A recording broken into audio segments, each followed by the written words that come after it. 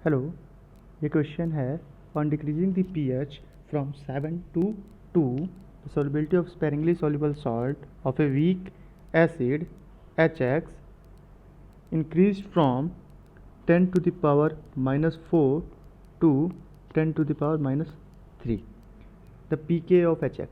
Okay, यानी कि जब pH 7 था यानी कि न्यूट्रल सॉल्यूशन था, तब अगर कैलकुलेट करें सॉलिबिलिटी तो कुछ ये रहा होगा,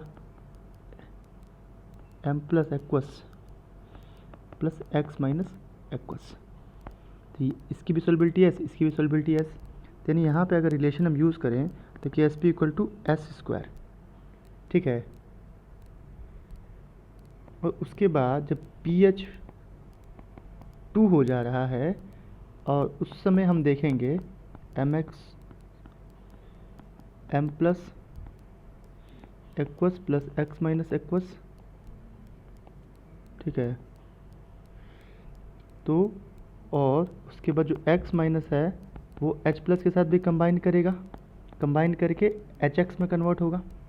ठीक है, तो यानी कि यहाँ से x माइनस की अवेलेबिलिटी क्या हो रही होगी, यहाँ से x माइनस की अवेलेबिलिटी कम हो रही होगी।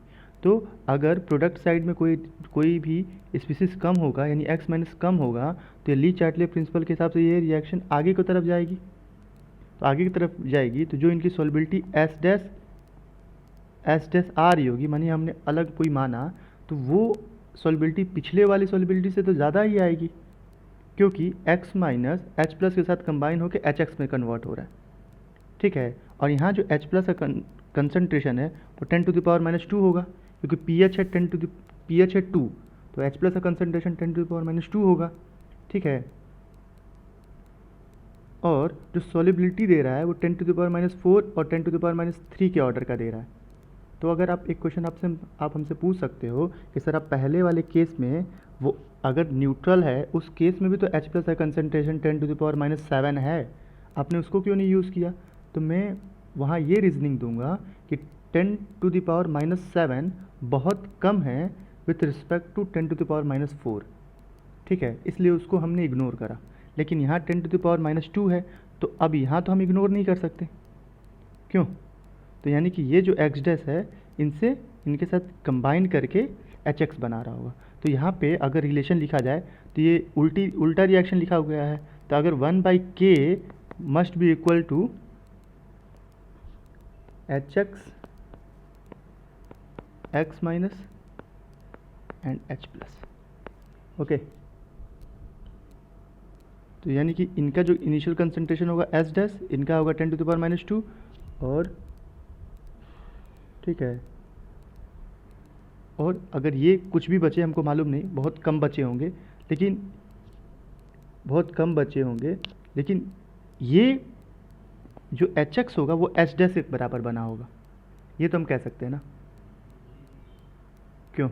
क्योंकि जो सॉलिबिलिटी है एच डैश है 10 टू द पावर माइनस 2 से कम है, 10 टू द पावर माइनस 3 है, तो यानी कि यही लिमिटिंग रीजेंट होगा। तो यानी ये ख़त्म होगा, मतलब कुछ भी बचा होगा, बहुत थोड़ा सा बचा होगा, ये ख़त्म हो रहा होगा, यहाँ पे ख़त्म हो रहा होगा। तो यानी कि ये मान सकते हैं कि ऑलमोस्ट इतना बन गया होगा, एच डैश के बराबर बन गया होगा। तो अगर यहाँ पे एक रिलेशन हम ये यूज़ कर सकते हैं कि 1/k equals to S dash, H X को लिख लेते हैं, और एक्स माइनस की वैल्यू हमें मालूम नहीं है अभी, और एच प्लस की वैल्यू हम 10 टू द पावर माइनस 2 लिख लेते हैं, क्योंकि ये बहुत थोड़ा सा बचा होगा। ठीक है, तो एक रिलेशन ये, और अगर ऊपर वाले में अगर हमने के एस पी वाला रिलेशन भी यूज़ कर दिया होता तो के एस पी की रिलेशन यूज़ करने पे हमें क्या मिल जाएगी, एस डैश और जो भी एम प्लस का कंसनट्रेशन होगा और साथ में एक्स माइनस। क्यों? अगर एक्स माइनस की वैल्यू यहाँ पुट कर दें तो क्या आ जाएगा, 1/k equal to S dash का square upon K S P into 10 to the power minus 2। एक ये रिलेशन आ गया। ठीक है, एक ये रिलेशन आ गया और एक ये रिलेशन है।